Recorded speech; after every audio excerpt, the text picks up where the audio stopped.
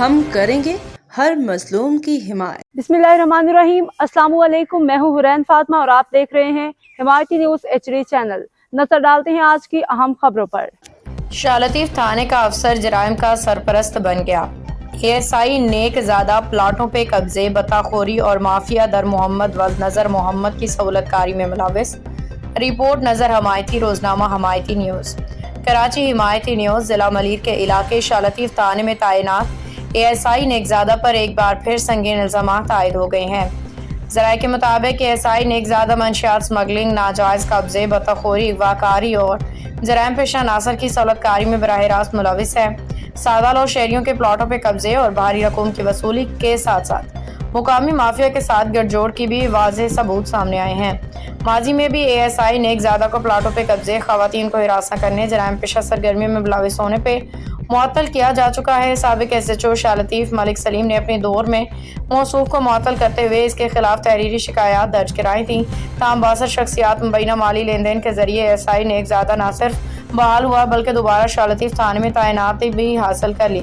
علاقائی کمپنیوں نے DIG ایسٹ، SSP نلیر اور دیگر اعلیٰ حکام کو خطوط ارسال کرتے ہوئے مطالبہ کیا کہ نیک زادہ کے خلاف فوری ایکشن اور شفاف کارروائی عمل میں لائی جائے۔ ذرائع کا کہنا ہے کہ ASI نیک زادہ در محمد خروز ولد نظر محمد نامی قبضہ مافیا کا سہولت کار ہے جو برسوں سے سادہ لوگ غریب شہریوں کو ہراساں کر کے ان کی جائیدادوں پہ قبضے بتہ وصولی میں سرگرم ہے۔ اگر شہری مزاحمت کرے تو انہیں ڈرا دھمکا کے یا اغوا برائے تاوان کی کارروائی کے ذریعے مجبور کیا جاتا ہے۔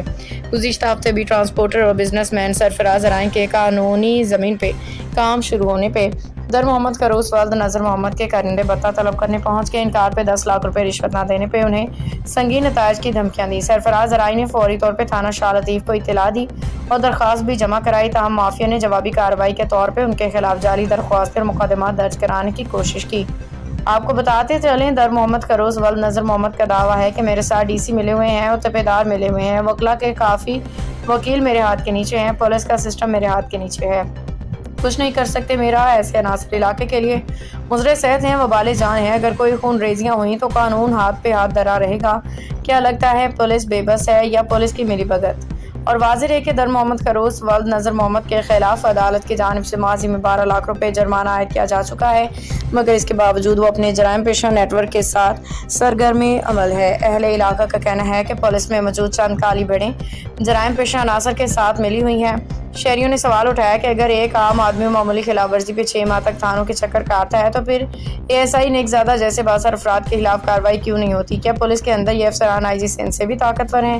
عوام نے اعلیٰ حکام سے مطالبہ کیا کہ فوری طور پہ ASI نیک زادہ اور اس کے سہولت کاروں کے خلاف ایکشن لیا جائے، بزنس مین سرفراز ارائیں کے خلاف دی گئی جعلی درخواستوں کو خارج کیا جائے تاکہ غریب و بے سہارا شہری انصاف حاصل کر سکیں۔ جی سر، تاں ॻाल्हायो ज़मीर भाउ खां जेको तव्हां पहिरीं चयो ₹1 रुपया तव्हांखे हे ॾींदा। हिकिड़ो मिंट ऑन रिकॉर्ड। अच्छा चलो सही है। اب تک کے لیے اتنا ہی۔ مزید خبروں اور اپڈیٹ سے باخبر رہنے کے لیے دیکھتے رہیں حمایتی نیوز HD چینل۔